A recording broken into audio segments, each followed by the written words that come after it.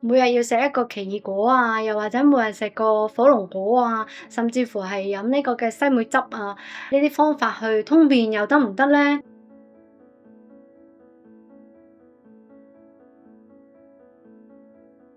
頭先講嘅嗰幾樣嘢咧，佢都係糖分偏多嘅，未必係每一次都有效咯。即係呢個方法唔係每一次都有效，咁啱嗰一次有效，咁你就會覺得佢會有用啦。咁亦都有試過有個病人咧，佢係經常係飲西梅汁嘅，因為西梅汁天然啊嘛。咁啊，跟住之後每日咧都要飲即係大半杯嘅西梅汁，咁跟住之後先去廁所。咁曾經試過佢有一次咧，就係佢飲咗成 lit 嘅西梅汁都好啦，佢都去唔到廁所，相反個肚啊，直情係谷到脹到咧，佢好辛苦，到最後咧，佢真係要食瀉藥去將嗰啲氣啊、嗰啲水分啊，去瀉咗出嚟，佢先至可以舒服到。咁所以呢一啲方法唔係話唔得，但係不過我哋頭先亦都有講過，太甜嘅嘢咧，佢係有機會去即係殺死一啲嘅好嘅乳酸菌，令到一啲好嘅益生菌咧變成一啲壞菌嘅，佢會令到我哋會有肚脹啦、肚谷啊呢啲嘅問題，所以未必係一個完全好有效處理便秘嘅問題咯。咁而相反，你話